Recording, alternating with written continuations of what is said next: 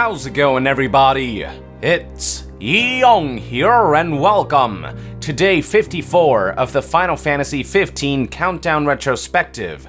Before you proceed, I highly recommend you check out day 55, in which I discuss new details about Versus 13 that former director Tetsuya Nomura divulged in an interview with website Eurogamer. Today I want to talk about another new trailer that was shown behind closed doors, this time during Tokyo Game Show 2007. After Eurogamer released their article detailing their interview with Nomura on May 15th, 2007, months would pass and E3 2007 would come and go, but there would be no signs of new Versus 13 information to be found. But then, after months of silence, finally, on September 20th, during TGS 2007, we finally got some new information on the highly anticipated title through a brand new trailer.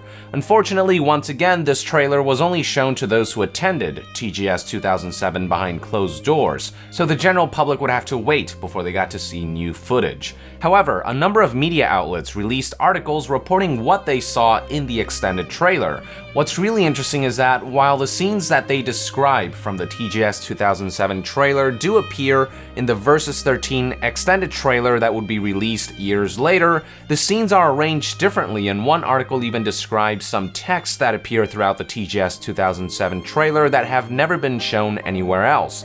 In other words, the TGS 2007 trailer was unique to that event and doesn't seem to have made its way to the general public, even if many of the scenes it shows did in a future trailer.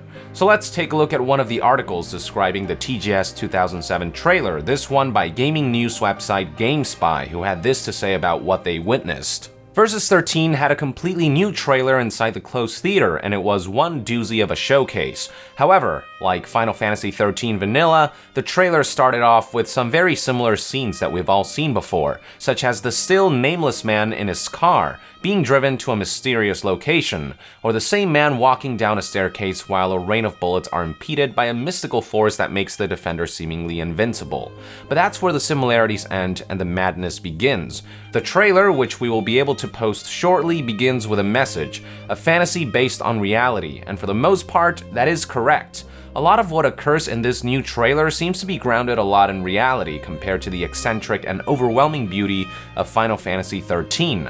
A couple of scenes even depict dark-suited businessmen huddled inside a meeting board discussing some rather important topic. In another scene, a beautiful blonde woman stood alone in a street and seemed to be waiting for someone. It turned out that this someone was our nameless protagonist, fresh from his battle with the armed soldiers in front of his palace. At first, viewers in the theater thought that this woman was a love interest, but they were quickly proven wrong when a wave of magic surrounded the woman and formed a steel rapier. Undeterred, our hero quickly produces a blade of his own, and a showdown seemed imminent. Another character was also introduced, and it appears that he knows our hero somehow. Armed with a pistol and looking quite raggy compared to the sleek black outfit that the main character wears, this new character also drives the black car that has been seen so many times in trailers previous. The only hint that we have to this new character's identity is that he's a fugitive of some sort, and somehow manages to befriend the main character. Driving together to a destination unknown, the two eventually come to a stop in a desert. With out-of-commission power lines laying along the road, the two peer off into the distance as the camera pans around to reveal an enormous bridge, destroyed and eaten by the rough seas.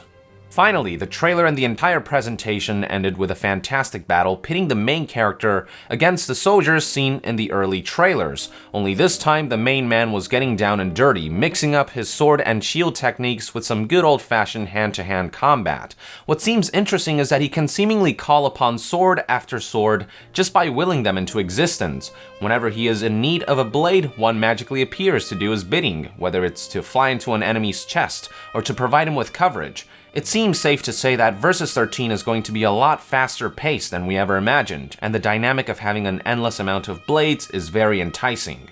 Now here's a fun quote. Like Final Fantasy XIII Vanilla, Versus 13 is expected to hit PS3 systems in Japan in 2008.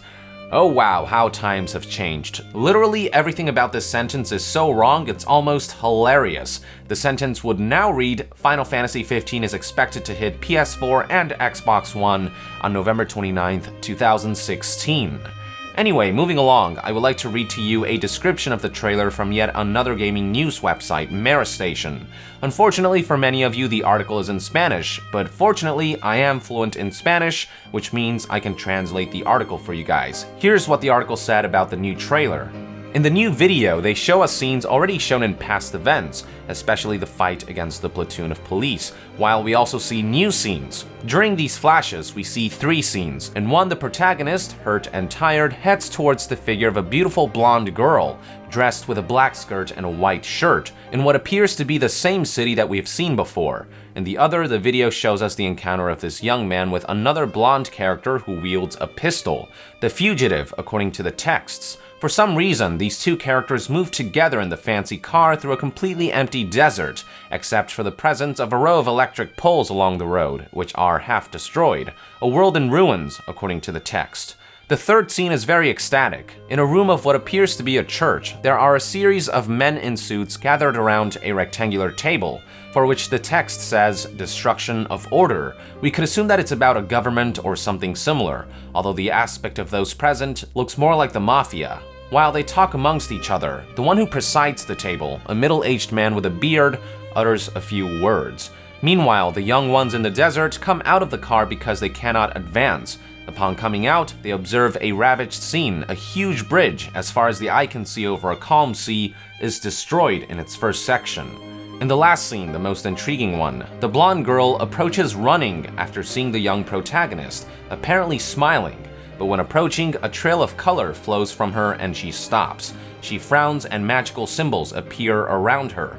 With a gesture, a golden sword surges from nothing and she confronts the young man. Without apparent surprise, he calls one of the weapons that protects him a sword. It looks like they're going to start a fight. A fast succession of texts, almost illegible, occur in this moment, like separation, or perhaps the most significant one, the broken pact. Unfortunately, despite all this tension, after a quick succession of images of the city and of what happened, the video concludes. So a lot of cool new hints regarding story and characters yielded from these articles. Most intriguing of all were details of the blonde character with a pistol, who we now know to be none other than Prompto. It seems as though his original background story was that he was some kind of fugitive, whereas now it's more to do with him being a commoner, whereas the rest of Noctis's party is part of royalty or involved with royalty. But I mean, who knows, maybe there are elements of this fugitive background story that they retained that maybe we'll find out about when we play the final game. But from what I've seen, that doesn't seem to be the case. I think they actually changed that story. This trailer also introduced Stella, who was later scrapped in favor of Luna, who shares some resemblances with Stella but is clearly a different character from what was originally conceptualized. It's really interesting to see just how much this game has changed throughout the last decade. Now, keep in mind that at the time, nobody knew who these new characters were. All they knew is that there was a protagonist, there's this blonde chick, and then there's this blonde dude with a gun. As a result, especially during a time in which the only footage the general public had seen of Versus 13 was the first teaser trailer from December 2006, this new information was very exciting indeed. Unfortunately, we will likely never see the trailer shown in TGS 2007, but many of these scenes would resurface in future trailers. But that's a topic for another Countdown retrospective, and thus concludes today's episode. Thank you for tuning in. Look forward to another episode every day at 12 AM until the game launches, and in the meantime, let us know in the comments below if any information that I shared with you today sparked any memories from the past regarding Versus 13, and to be further updated on all things Final Fantasy, stay tuned right here on Young Yeah. I'll see you guys next time. Young out!